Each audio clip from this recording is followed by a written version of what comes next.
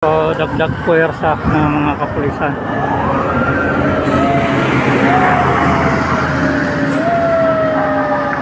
Yan na po, no? Dagdag sila ng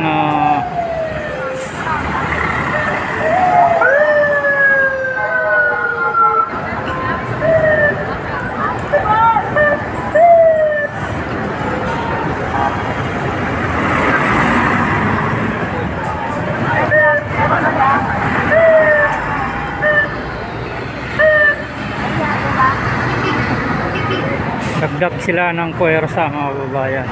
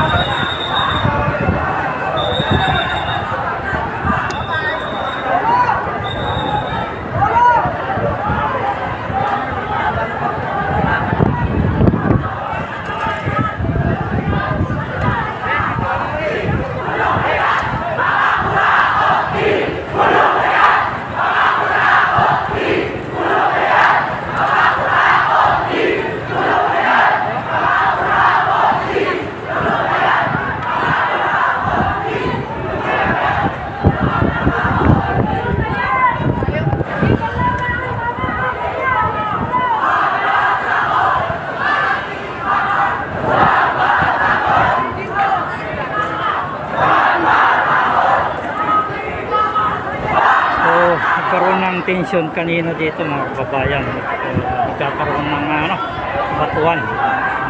Ito, kadami naman, kadami.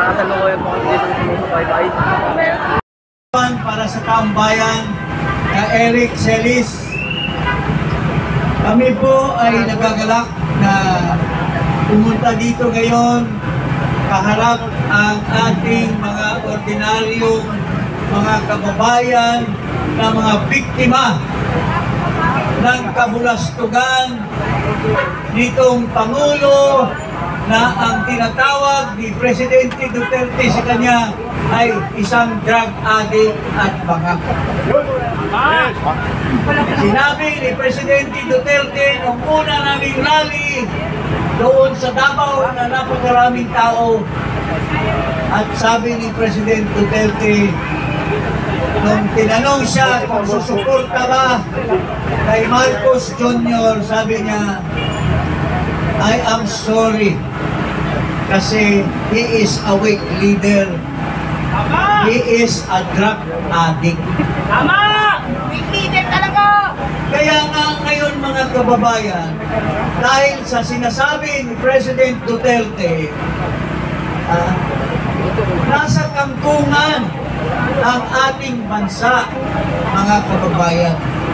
Sinasabi ni Marcos kamakailan doon sa State of the Nation Address or SONA, sinasabi niya doon sa mga nakapaligid, nakaharap niya doon sa Kongreso, mahiya naman kayo. Kasi daw, naanod ang mga proyekto sa flood control. Pero, ang tanong, Marcos, bakit mo kinakaila at sila ang pinagbintangan mo? Na ikaw naman ang mastermind sa korupsyon sa Pilipinas. Unang-una, hindi sinasabi ni Marcos doon sa mga kaharap niya na dapat tayo ang mahiya. Hindi kayo, tayong mga magkasabwat ang mahiya. Bakit mga kababayan? Hindi tayo gawa ng kwento. Mayroon tayong tinatawag na General Appropriations Act. Yun po ang batas na pinanggalingan ng lahat na pera na gagastusin para sa taong bayan. Sino po ang pumirma para maging batas yang General Appropriations Act? Saan ang galing ang mga ginagastos dito sa tinatawag na flood control project? Magmula ng 2022, 2023, 2024 at 2025.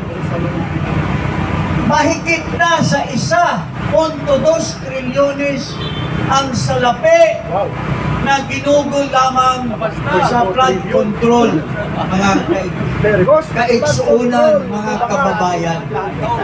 Ang tanong, yung tinatawag nilang National Expenditure Program noong 2023, nasa 800 billion lamang. Pero, pagdating sa Kongreso, pagdating sa BICAM, at pagdating doon sa tinatawag na General Appropriations Bill, bago ipresenta kay Marcos, nagiging 1.1 trillion na from 800 billion.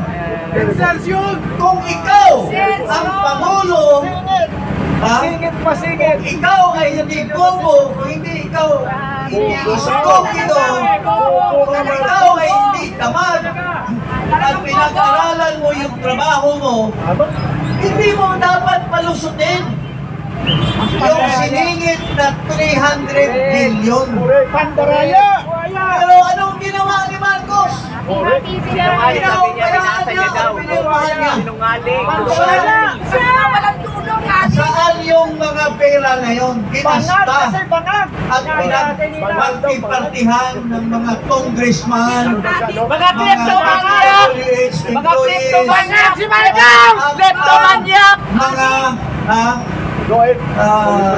kontratista. Hindi siya tumigil noong 2024. Pinagyabang niya na 5,500 flood control projects. Nagpalakpakan ang lahat. Kasi daw may Pero ang Diyos ay hindi natutulog.